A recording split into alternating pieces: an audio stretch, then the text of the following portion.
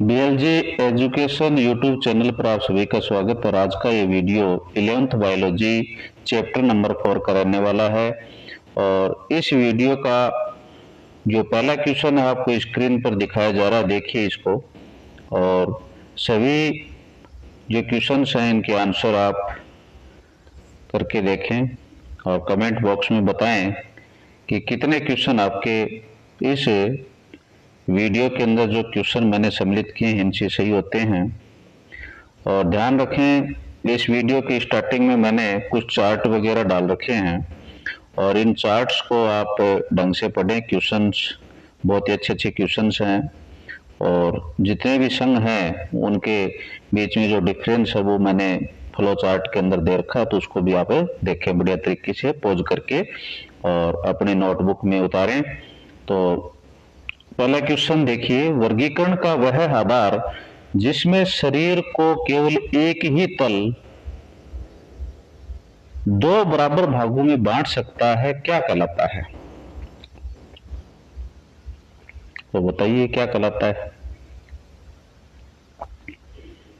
तो इसमें मैं बता देता हूं, मानव, केकड़ा और मेंढक इसी समिति के उदाहरण है। मैंने थोड़ा आपको हिंट बताया है, तो सोच के बताइए तो क्या रहने वाला है इसका आंसर। तो द्विपार्श्व समिति। द्विपार्श्व समिति में शरीर को केवल एक विशिष्ट तल, मध्य तल से ही दो समान बाएं और दाएं भागों में बांटा जा सकता है। इसकी डिटेल है भाई, तो डिटेल जरूर आप पढ़ें क्योंकि एक प्रश्न से कई प्रश्न तैयार होते हैं। नेक्स्ट क्वेश्चन आपका स्क्रीन पर आ गया है, इसको देखें। किस संघ के जंतु में कोशिका उत्तक स्तर का शारीरिक संगठन पाया जाता है? इसका मैं आपको हिंट बता देता हूं कि भाई इस संघ में हाइड्रा और जेलीफिश भी आते हैं भाई। तो आप बताइए जेलीफिश वगैरह किस में आते हैं, यदि आपने पढ़ा है तो ये आते हैं सिलेंटेट्रा में। सिलेंटेट्रा और टिनोफोरा में कोशिकाएं मिलकर उत्तक बनाती हैं, इसलिए इनमें उत्तक स्तर का संगठन होता है। नेक्स्ट क्वेश्चन है, निम्नलिखित में से कौन कूटगुहीय शिरोसिलोमेट जंतु है? तो आप कोशिश करें। इसके बारे में थोड़ा सा मैं हिंट बता देता हूं, ये गोलकर्मी संघ का सदस्य है भाई। गोलकर्मी संघ का सदस्य है, तो आप कोशिश करें। गोलकर्मी किस में आते हैं? तो एस्केरिस में आते हैं। एस्केरिस जिसको एस्केलमेंथीज बोलते हैं में देह गुहा पूरी तरह मेसोडर्म से ढकी नहीं होती बल्कि मेसोडर्म थैलियों के रूप में बिखरी रहती है, इसे कूट गुहा कहते हैं। तो कूट गुहा की डेफिनेशन आ गई भाई आपकी, क्लियर हो रही है यहाँ पे। स्तर भी आ गए, मेसोडर्म, एक्टोडर्म, एंडोडर्म, ठीक है ना। नेक्स्ट क्वेश्चन है, पोरीफेरा संघ के सदस्यों में जल परिवहन तंत्र का मुख्य मार्ग क्या है?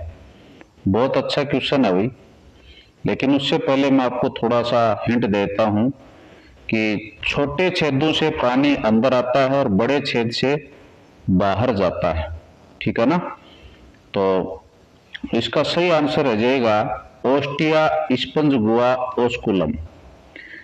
पानी सूक्ष्म छिद्रों ओस्टिया से अंदर आता है, स्पंज गुहा स्पंजोशील में जाता है और बड़े छिद्र ओस्कुलम से बाहर निकलता है। वेरी इंपॉर्टेंट क्वेश्चन ये बनने जा रहा है। नेक्स्ट क्वेश्चन, दंश कोशिकाएं किस संघ की विशेषता है? तो इसका थोड़ा सा मैं बता देता हूं कि इनका जो उपयोग है शिकार को बेहोश करने के लिए किया जाता है इन कोशिकाओं का। तो ये कौन से संघ के सदस्यों में पाई जाती हैं? तो आपका जो करेक्ट आंसर रहने वाला वो है सिलेंटेट्रा। इनमें शिकार पकड़ने और रक्षा के लिए स्पर्शकों पर दंश कोशिकाएं पाई जाती हैं। नेक्स्ट क्वेश्चन है, संघ टिनोफोरा का विशिष्ट लक्षण क्या है? ये आपको बताना है, उससे पहले थोड़ा हिंट सुने। ये जीव समुद्र में जुगनू की तरह चमकते हैं। तो ये जीव जुगनू की तरह चमकते हैं। तो आप सोचें तो कौन सा गुण हो जाएगा विशिष्ट लक्षण? तो ये हो जाएगा आपका जैव संदीप्ति। टिनोफोरा के सदस्य अंधेरे में चमकते हैं, जिसे जैव संदीप्ति कहते हैं। साथ ही इनमें कॉम्ब प्लेट भी होती है, कॉम्ब प्लेट, ठीक है ना। ये कंगे जैसे आपको नजर आते हैं भाई। बहुत ही अच्छा क्वेश्चन है। ज्वाला कोशिकाएं फ्लेम सेल्स किसमें उत्सर्जन और प्राशन नियमन में मदद करती हैं, ये आपको बताना है। तो हिंट बता देता हूं, ये कोशिकाएं आग की लौ जैसी टिमटिमाती हुई दिखती हैं, ठीक है। ज्वाला कोशिकाओं की विशेषता है। तो किस प्रकार से ये उत्सर्जन और प्राशन नियमन में मदद करती हैं? ज्वाला कोशिकाएं करती हैं, लेकिन किस में करती हैं ये आपको बताना है। कौन से जीव में करती हैं? तो बिल्कुल आपका जो आंसर है इन्हीं चारों में से एक है, और उसको हमने पहचान लिया है। कौन है? प्लेटिहेल्मिंथेस, जिसको चपटे कर्मी कहते हैं, इन्हें फीता कर्मी कहते हैं। लीवर फ्लूक भी इसमें आता है। में ज्वाला कोशिकाएं उत्सर्जन की मुख्य इकाइयां होती हैं भाई। नेक्स्ट, किस संघ के जंतु में शरीर खंडों में बटा होता है? मेटामेरिज्म। तो कोशिश करें, हम कोशिश के अंदर एक आपको थोड़ा हिंट देते हैं। तो केंचुए के शरीर पर बनी धारियां रिंग को आप याद करें। आपने केंचुआ देखा होगा, केंचुए के शरीर के ऊपर इस प्रकार से रिंग सी होती हैं, गोल गोल खंड से होते हैं। तो किस संघ के जंतु में शरीर खंडों में बटा होता है? तो आप अनुमान लगाइए कि ये जो आपका केंचुआ है कौन से संघ का प्राणी है। तो आप कोशिश करें तो आपका सही आंसर आ जाएगा एनेलिडा। एनेलिडा का जो सदस्य वो केंचुआ है में शरीर स्पष्ट रूप से आंतरिक और बाह्य खंडों में विभाजित होता है। नेरीज के बारे में सत्य कथन आपको बताना है। तो क्या रहेगा? तो थोड़ा हिंट बताता हूं आपको। इसमें तैरने के लिए पार्श्वपाद होते हैं भाई, पैरापोडिया पाए जाते हैं नेरीज के अंदर। तो क्या रहेगा? सत्य कथन बताना है। तो ध्यान रखें, ये उभयलिंगी नहीं होता है, ये स्थलीय भी नहीं होता है, इसमें पैरापोडिया भी नहीं होते हैं। क्योंकि मैंने क्या बताया था, तैरने के लिए पैरापोड्स होते हैं, तो मतलब स्थल में तो नहीं रह सकता, नर और मादा भी इसमें नहीं हो सकते। ये क्या है? एक लिंगी है भाई। नेरी जलीय है, इसमें नर और मादा अलग अलग होते हैं। बहुत ही बढ़िया क्वेश्चन है। जंतु जगत का सबसे बड़ा संघ कौन सा है, बताइए। तो इसमें कीड़े मकोड़े, केकड़े, बिच्छू ये सारे आते हैं भाई। तो कौन सा जाएगा सबसे बड़ा संघ? बहुत ही अच्छा क्वेश्चन है। तो आर्थ्रोपोडा है। आर्थ्रोपोडा सबसे बड़ा संघ है, जिसमें सभी कीट शामिल हैं। पृथ्वी पर लगभग 2/3 जातियां इसी की हैं। अगला क्वेश्चन, आर्थ्रोपोडा का बाह्य कंकाल किसका बना होता है? किसका बना होता है भाई? तो थोड़ा हिंट सुने। ये एक जटिल पॉलीसैकेराइड है जो कवक की कोशिका भित्ति में भी पाया जाता है भाई। हिंट बता दिया मैंने, तो कोशिश कर ली होगी शायद आपने। तो इसका जो सही आंसर है वो काइटिन है। आर्थ्रोपोडा का शरीर काइटिन युक्त क्यूटिकल से ढका होता है।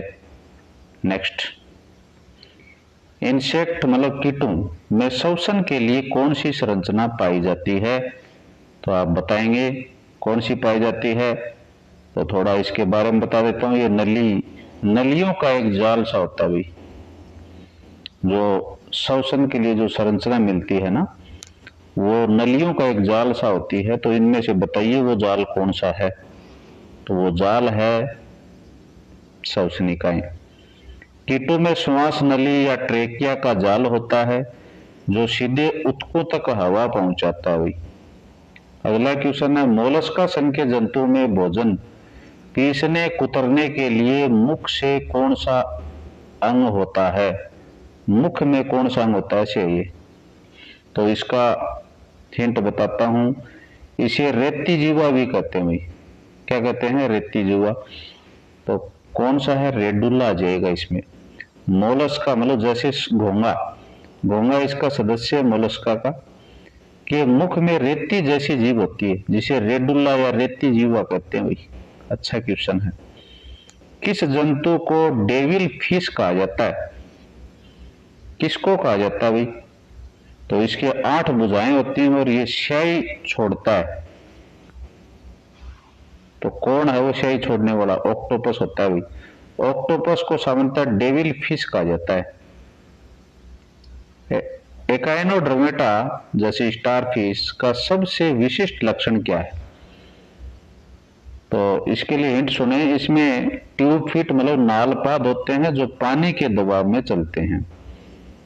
तो करेक्ट आंसर क्या हो जाएगा? जल संवहन तंत्र, वाटर वेस्कुलर सिस्टम इसमें पाया जाता है। ये चलन, भोजन पकड़ने और श्वसन में मदद करता है और ये इनका सबसे अनोखा गुण है।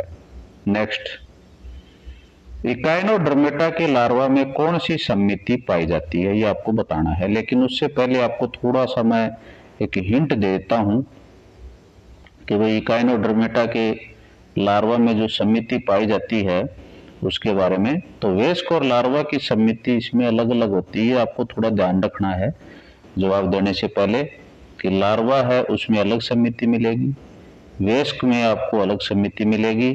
तो इसका जो करेक्ट जो आंसर रहने वाला है वो द्विपार्श्व समिति है। इकाइनोडर्मेटा के वेस्क अरीय होते हैं लेकिन उनका लार्वा द्विपार्श्व समित होता है। अगला क्वेश्चन है, हेमिकोर्डेटा का शरीर किन भागों में बटा होता है? तो इसके लिए आप हिंट भी थोड़ा सा देखें। तो इसका सबसे आगे का भाग जीभ जैसा दिखता है।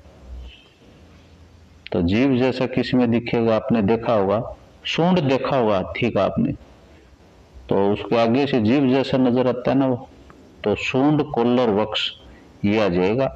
हेमिकोर्डेटा जैसे बेलेनोग्लोसस का शरीर 3 भागों सूंड, कोल्लर और वक्ष में बटा होता है। नेक्स्ट क्वेश्चन है, बेलेनोग्लोसस किस संघ का उदाहरण है? ये आपको बताना है। उससे पहले आपको थोड़ा सा बता देता हूं, इसे टम वर्म भी कहते हैं। तो इसका सही आंसर क्या रह जाएगा? हेमिकोर्डेटा हो जाएगा। अभी थोड़ी देर पहले पढ़ा हमने। बेलेनोग्लोसस और सेकोग्लोसस हेमिकोर्डेटा के उदाहरण है। अगला क्वेश्चन, कोर्डेटा का मूलभूत लक्षण कौन सा है? कौन सा नहीं है? नहीं पूछा है भाई, थोड़ा नहीं को ढंग से पढ़ना, नहीं तो अपना क्वेश्चन है वो गलत हो जाएगा। तो सुनो ध्यान से कि भाई कोर्डेटा का मूलभूत लक्षण कौन सा नहीं है। तो देखो, नॉन कोर्डेट्स होते हैं ना, जैसे केंचुआ वगैरह में तंत्रिका तंत्र पेट की तरफ और दोहरा होता है। तंत्रिका तंत्र किस साइड में होता है? पेट की साइड में होता है और दोहरा होता है। ठीक है, नॉन कोर्डेट में। और कोर्डेट में अलग होगा। तो कैसा होगा कोर्डेट में?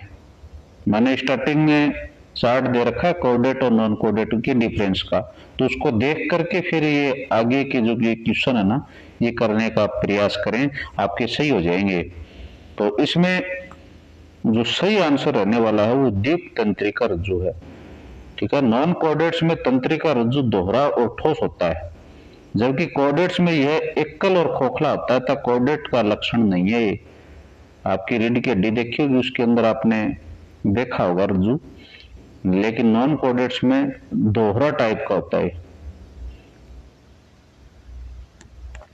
यूरोकोर्डेटा में नोटोकॉर्ड कहां पाई जाती है? देखा होगा आपने नोटोकॉर्ड को। यूरोकोर्डेटा को बताना है। तो वयस्क बनने पर यह अपनी पूंछ खो देता भी यूरोकोर्डेटा। तो केवल लार्वा के अंदर इसमें पूंछ होती है, बाद में नहीं होती। यूरोकोर्डेटा जैसे एसिडिया में नोटोकॉर्ड केवल लार्वा अवस्था की पूंछ में होती है और उसके बाद में वयस्क में गायब हो जाती है। अच्छा क्वेश्चन बन सकता है ये। सेफेलोकोर्डेटा का उदाहरण है। तो सेफेलोकोर्डेटा का उदाहरण है, तो ध्यान रखें जो आप उदाहरण बताओगे उसकी विशेषता सुनो। इसे लैंसलेट भी कहते हैं। तो लैंसलेट किसे कहते हैं? एम्फिओक्सस को कहते हैं। एम्फिओक्सस या लैंसलेट सेफेलोपोडेटा का क्लासिक उदाहरण है, जिसमें नोटोकॉर्ड सिर से पूंछ तक जीवन भर रहती है। किस वर्ग के जंतु में जबड़े नहीं होते? ये आपको बताने हैं कि जबड़े नहीं होते। और ध्यान रखें, इनका मुख गोलाकार और चूसक प्रकार का होता है। तो सोच के बताएं तो वो कौन है? तो साइक्लोस्टोमेटा हैं। साइक्लोस्टोमेटा में कौन कौन से सदस्य आते हैं? जैसे लैम्प्रे, हैगफिश, जबड़े रहित मछलियां हैं। तो ये ध्यान रखें, साइक्लोस्टोमेटा में जबड़े रहित मछलियां आती हैं। तो ये भी कई बार क्वेश्चन पूछा जाता है कि जबड़े रहित मछलियां कौन सी हैं। नेक्स्ट क्वेश्चन, पेट्रोमाइजोन लैम्प्रे किस वर्ग का प्राणी है? अभी आया था, तो किसका है? साइक्लोस्टोमेटा का है। ये एक जबड़े रहित मछली है जो अन्य मछलियों पर बाह्य परजीवी होती है। नेक्स्ट क्वेश्चन है, उपास्थल मछलियों का मुख्य लक्षण क्या है? तो उपास्थल मछलियों का जो मुख्य लक्षण होता है वो क्या होता है? तो प्लेकोइड शलक या उपास्थल कंकाल इनके अंदर होता है। शार्क और रे मछलियों में कंकाल उपास्थि का बना होता है और त्वचा पर सूक्ष्म प्लेकोइड शलक होते हैं। तो इसकी मतलब आप इमेज देख सकते हैं, मैंने स्टार्टिंग में जो फ्लो चार्ट लगा रखा है इस वीडियो के, तो उसमें देखना आप। किस मछली में विद्युत अंग इलेक्ट्रिक ऑर्गन पाया जाता है? तो किस में पाया जाता है भाई? तो टारपीडो के अंदर पाया जाता है। टारपीडो इलेक्ट्रिक रे बोलते हैं इसको, में शत्रुओं से रक्षा के लिए बिजली के झटके देने वाले अंग होते हैं। अस्थिल मछलियों में वायु कोश का क्या कार्य है? तो वायु कोश है वो काम क्या करता है? तो इसके लिए थोड़ा बता देता हूं। इसके कारण ये मछलियां पानी में एक जगह स्थिर रुक सकती हैं, जबकि शार्क नहीं रुक सकती। तो बहुत अच्छी बात है, आपने 9th क्लास में पढ़ा होगा उत्प्लावन बल। तो उत्प्लावकता क्या है? किसी वस्तु के ऊपर लगता है, पानी की साइड से लगता है, जिसकी वजह से वो तैरने लगती है। तो वायु कोश मछली को पानी में बिना तैरे एक जगह रुके रहने मतलब उत्प्लावकता में मदद करता है। समुद्री घोड़ा हिप्पोकैम्पस है, क्या चीज है? क्या चीज होती है ये? तो समुद्री घोड़ा है, इसमें नर बच्चों को जन्म देता है भाई, ध्यान रखें, इसमें नर है वो बच्चों को जन्म देता है। बहुत ही अच्छी बात है, ठीक है। तो ये किस प्रकार की मछली है? ये अस्थिल मछली है। हिप्पोकैम्पस एक अस्थिल मछली है जिसमें नर अपनी थैली में अंडे रखता है। बहुत ही अच्छा क्वेश्चन है, समुद्री घोड़े की विशेषता है ये। नेक्स्ट क्वेश्चन है, उभयचर का हृदय कितने कक्षीय होता है? उभयचर का हृदय कितने कक्षीय होता है? तो ध्यान रखें, उभयचर में 2 आलिंद और 1 निलय होता है। तो इसका मतलब कितने कक्षीय हो गया? 3 कक्षीय हो गया, 2 आलिंद 1 निलय। नेक्स्ट है, एम्फीबिया वर्ग के जंतुओं की त्वचा कैसी होती है? तो कैसी होती है? तो मेंढक का देखा हुआ आपने, नम और शलक रहित होती है। मेंढक की त्वचा श्वसन में मदद करती है, इसलिए यह हमेशा नम और चिकनी होती है। इचीथियोफिस, इक्थियोफिस भी बोलते हैं इसको, इक्थियोफिस क्या है? इक्थियोफिस क्या है भाई? तो ये सांप जैसा दिखता है लेकिन एक उभयचर है। तो पाद रहित क्या है ये? उभयचर है। ये एक एम्फीबियन है जिसमें पैर नहीं होते हैं, जैसे ये सांप जैसा दिखता है आपको। सरीसृप का मुख्य स्थलीय अनुकूलन क्या है? क्या है भाई? सांप अपनी केंचुली इसी त्वचा की परत की छोड़ता हुई, आपने कांचड़ी देखी होगी सांप की, तो वो ये है, केराटिन युक्त शुष्क त्वचा और शलक। पानी की कमी को रोकने के लिए इनकी त्वचा सूखी और शलकों से ढकी होती है। किस सरीसृप में 4 कक्षीय हृदय पाया जाता है? तो हिंट देता है, ये पानी में रहने वाला बड़ा मांसाहारी सरीसृप है। तो मगरमच्छ आ जाए, क्रोकोडाइल। सरीसृपों में आमतौर पर 3 कक्षीय हृदय होता है, लेकिन मगरमच्छ इसका अपवाद है, वेरी वेरी इंपॉर्टेंट, जिसमें मानव की तरह 4 कक्षीय हृदय होता है। पक्षियों की हड्डियां कैसी होती हैं भाई? कैसी होती हैं? तो हल्का होने के कारण ये उड़ने में मदद भी करती हैं। तो वातिल और खोखली होती है इसकी। उड़ने के लिए शरीर को हल्का रखने हेतु पक्षियों की हड्डियां खोखली और हवा से भरी होती हैं। नेक्स्ट क्वेश्चन है, पक्षियों में भोजन को पीसने के लिए आहार नाल में कौन सा अतिरिक्त कक्ष होता है? ये आपको बताना है, कौन सा होता है। इनके दांत नहीं होते, ये अंग चक्की का काम करते हैं। तो ये कौन है? तो ये गिजार्ड है या पेशनी। चूंकि पक्षियों में दांत नहीं होते इसलिए गिजार्ड भोजन को पीसने का काम करता है। स्तनधारी का सबसे मुख्य पहचान लक्षण क्या है? ये आपको बताना है। तो पहचान लक्षण क्या है? इनके नाम मैमलिया का अर्थ ही स्तन वाला है। तो इसका सही आंसर क्या रह जाएगा? स्तन ग्रंथियां और शरीर पर बाल। दूध पिलाने के लिए स्तन ग्रंथियां और शरीर पर बाल स्तनधारियों के अद्वितीय लक्षण होते हैं। अगला क्वेश्चन है, अंडे देने वाला स्तनधारी कौन सा है? तो इनमें से आप देखिए अंडे देने वाला स्तनधारी कौन सा है? तो इसे डक बिल्स, बतख, चोंचा जानवर भी कहते हैं। तो ये कौन सा है भाई? तो ये प्लेटिपस है। प्लेटिपस, बतख, चोंचा और एकिडना आदिम स्तनधारी जो बच्चे नहीं अंडे देते हैं। Very very important question. Next question है, कंगारू किस प्रकार का स्तनधारी है? तो कंगारू के बारे में थोड़ा बता देता हूं। ये अपने अविकसित बच्चे को पेट की थैली में रखता है और ये मेटाथीरिया है भाई। तो मेटाथीरिया है, कंगारू अपरिपक्व बच्चे को जन्म देता है जिसे वो अपने पेट की थैली में रखता है।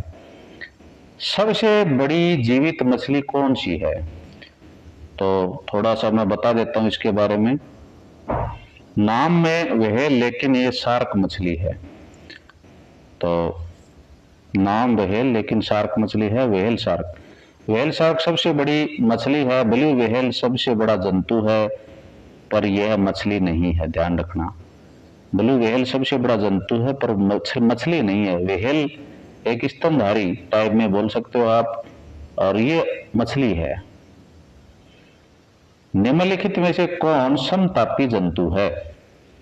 तो समतापी जंतु है तो पक्षी और स्तनधारी अपने शरीर का तापमान बाहर के मौसम के अनुसार नहीं बदलते हैं और सभी बदलते हैं। हमारा देखो एक फिक्स रहता है 37 डिग्री, और पक्षी का भी रहता है अपना टेम्परेचर, लेकिन अन्य अपना बदलते रहते हैं, तो वो असमतापी हो जाते हैं। तो निम्नलिखित में कौन सा समतापी जंतु है? तो समतापी कौन सा हो जाएगा? तो इसमें तो देरखा, पक्षी देरखा है तो पक्षी हो जाएगा, बाकी के असमतापी हैं। तो पक्षी और स्तनधारी समतापी होते हैं जो अपने शरीर का तापमान नियत रखते हैं। वही कौन सा जंतु उड़ने वाला स्तनधारी है? ये आपको बताना है। तो ये रात में निकलता है और पक्षी नहीं है। आपने देखा होगा चमगादड़ को। चमगादड़ एकमात्र स्तनधारी जो उड़ सकता है भाई रात को। साइकोन किस संघ का जंतु है? तो साइकोन के बारे में हिंट बता देता हूँ। ये एक स्पंज होता है। तो स्पंज किस में आते हैं? तो पोरीफेरा के अंदर आते हैं। Sycon, स्पंजिला, you Spongia, sponge Porifera के उदाहरण है। नेक्स्ट क्वेश्चन है, फाइसेलिया को सामान्यतः क्या कहते हैं? फाइसेलिया, तो इसको पुर्तगाल युद्ध मानव कहते हैं। ठीक है।